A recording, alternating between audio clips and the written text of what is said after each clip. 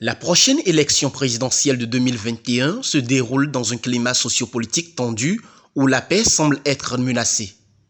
Pour la CCJA, qui a entrepris une tournée de sensibilisation sur toute l'étendue du territoire national, il urge de dire non à la violence. Nous travaillons à ce que la paix puisse revenir, pas à l'endroit donc des acteurs même plutôt au niveau donc de la jeunesse qui sera véritablement la cible à utiliser pour peut-être quelques désordres qui subviendraient au cours donc de ce processus électoral. Face aux multiples dégâts après les violences post-électorales, le jeune acteur politique Laurent Zomaï invite à la préservation des infrastructures réalisées à grands frais. Nous savons que c'est la jeunesse qui est souvent utilisée dans ce cas de figure pour la violence d'ordre social, la violence d'ordre infrastructurel et ces infrastructures que nous avons difficilement dans notre pays et qui pourront être cassées par endroits. La reconstruction prendra du temps et demandera donc beaucoup d'efforts. Donc nous leur demandons depuis un certain temps de ne pas se laisser à ce travail, à ce job qui ne leur réserve pas à eux-mêmes d'abord un avenir meilleur et un avenir prospère pour l'ensemble du pays. Évoquant des situations qui pourraient perturber la quiétude des citoyens lors de la prochaine élection présidentielle, le conseiller communal FCBE Dabomey Calavi pense que le nombre restreint de candidats pourrait être la cause.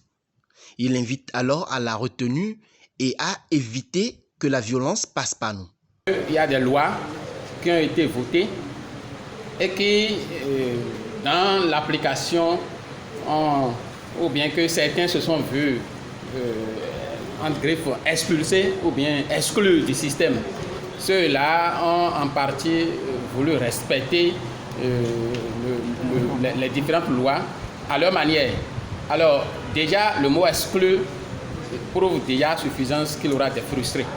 Pour le président du Bénin En Marche, la solution à la violence se trouve dans l'éducation. Il exhorte alors les familles et les différents leaders religieux à jouer leur rôle. Je voudrais engager déjà la famille, que chaque famille puisse rappeler chaque enfant de la cellule familiale à son devoir.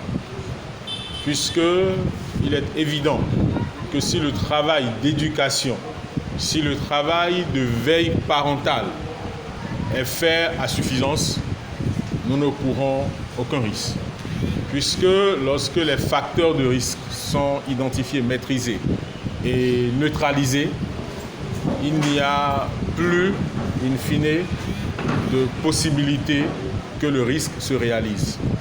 Au-delà des familles, je voudrais lancer un appel à l'endroit des leaders de nos confessions religieuses, puisqu'ils constituent l'autorité morale dans notre société et ils ont un rôle prépondérant à jouer dans la mesure où ils préservent en toute responsabilité leur impartialité. Le porte-parole du duo Korwe Agossa écarte les affirmations selon lesquelles la prochaine élection présidentielle serait exclusive. Il appelle le gouvernement à garantir la sécurité. Il n'est pas question, ou ce n'est pas le moment de parler de certitude. La certitude ou l'incertitude du scrutin sans heure, il faut plutôt aller à la recherche et mener des actions pour que le scrutin se déroule sans heure, c'est-à-dire avant, pendant et après le scrutin. Et cela engage, c'est le rôle de ceux qui ont à charge l'organisation de l'élection, ceux qui sont impliqués dans l'organisation de l'élection et du gouvernement qui doit pouvoir faire en sorte que l'élection se passe dans la paix et la quiétude.